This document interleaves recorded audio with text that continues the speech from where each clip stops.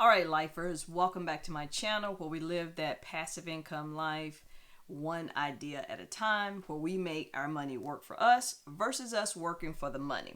So this is video 2 in our financial literacy series. If you did not watch video 1, please go back and do that. You need to make sure you have that video under your belt before diving into video 2. It's all about having the right mindset to go on this financial literacy journey that I'm taking you on.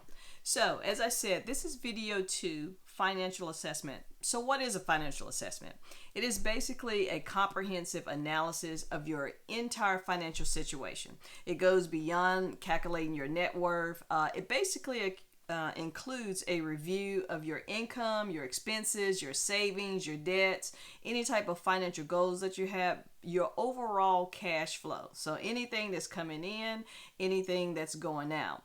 So what I want you to do is to make sure that you document down all the things that I'm talking about, because that is going to be your homework assignment at the end of this video.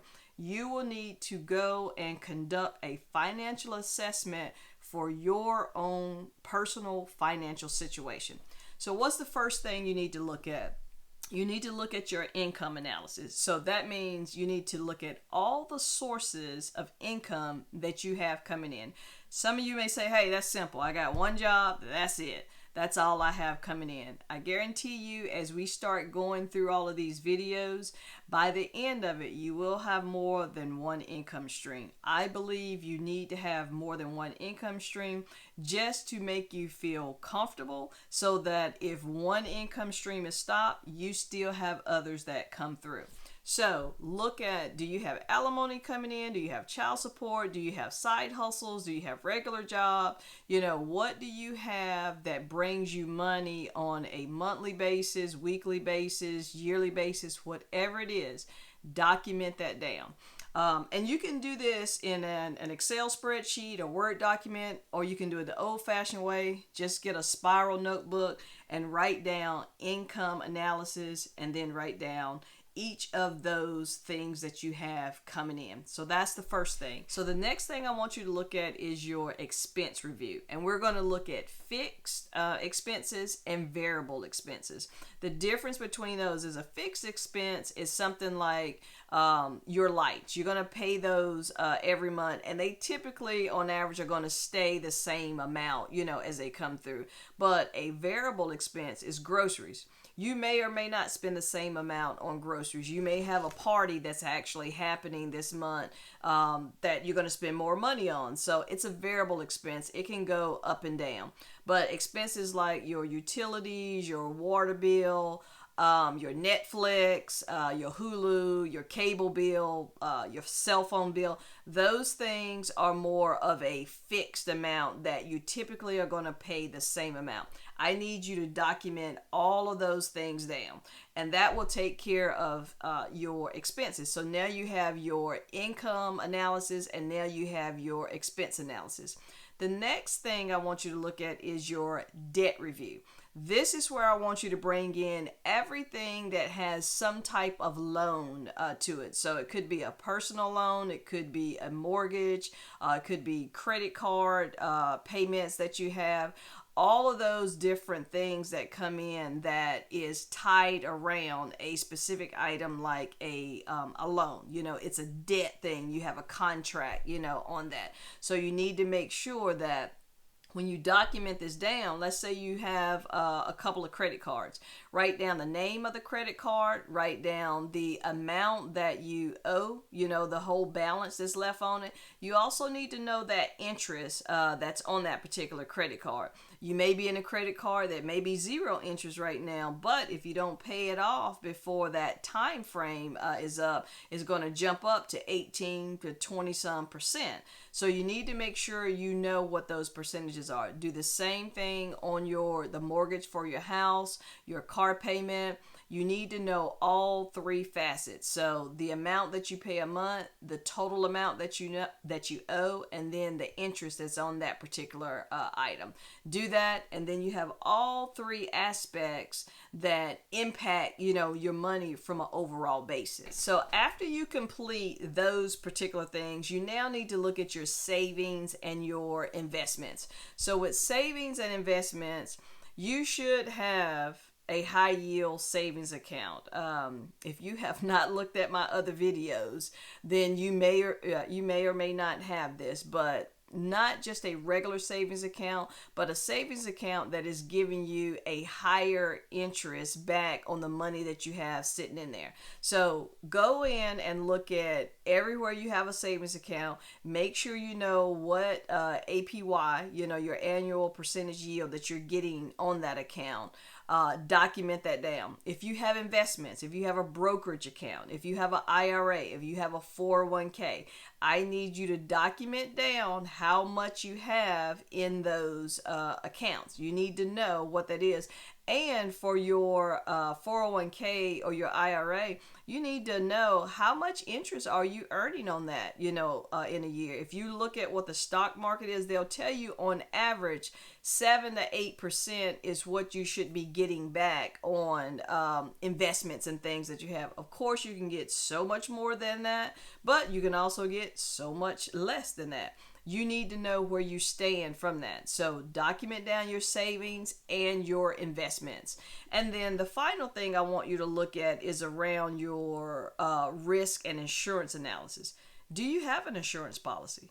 Do you have a life insurance policy? Is it a term life insurance? Is it a whole life insurance? You need to document that down. You need to understand, how long is it? If you got a term, is it 10 year, 15, 20, 25, 30? What is it? What type of insurance do you have? You need to make sure you document that down so you know what type of money is tied up in that. How much are you paying on that policy, each month? Same thing for your whole life. Do that on that.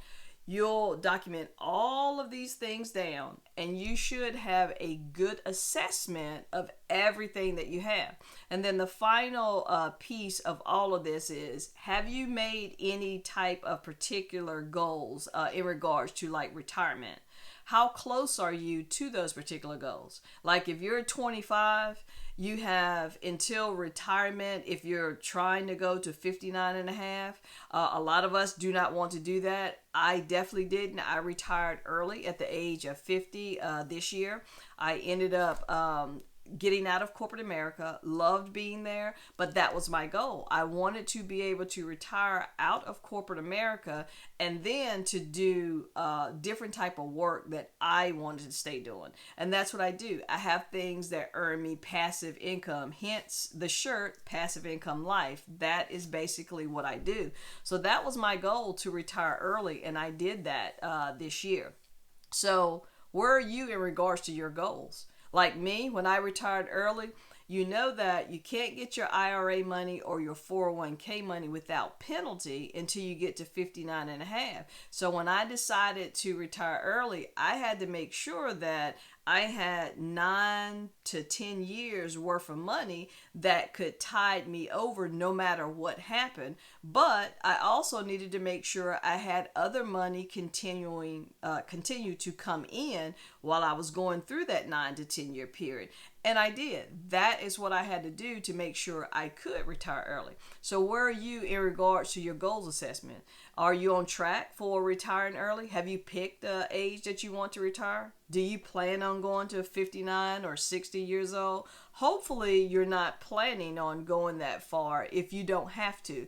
But if you are planning on going to that point, how are you in line for that retirement?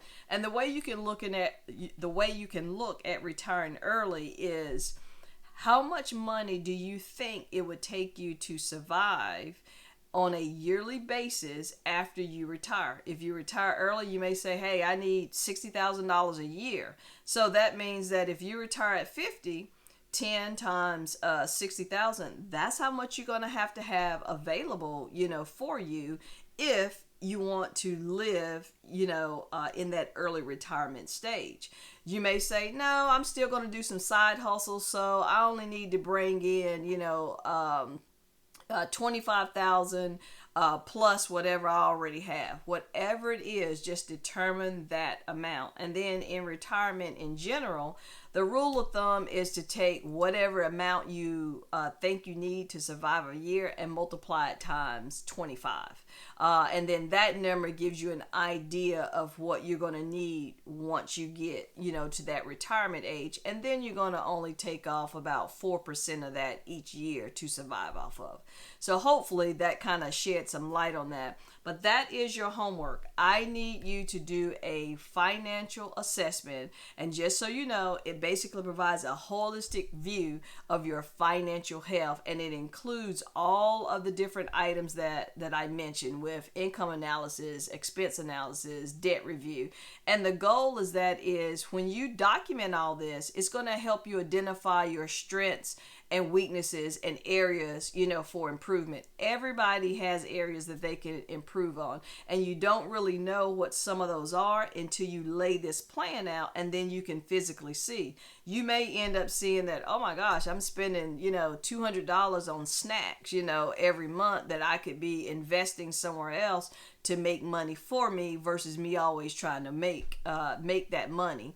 The other thing is, it serves as a guide for making strategic decisions to improve your financial well-being. That's what this does. So once you see everything laid out, then you can understand, okay, where am I financially?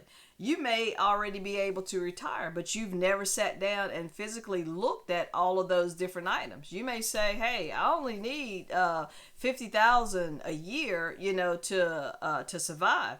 I don't have to keep working here because I've saved up a certain amount of money.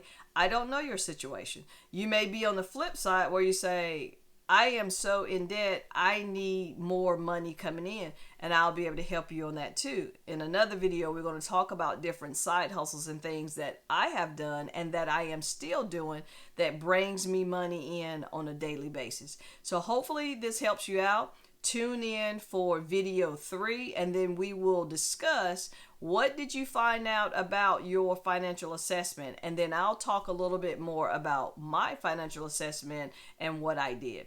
Hopefully this helped you out. We'll catch you on the next video. Yeah, yeah.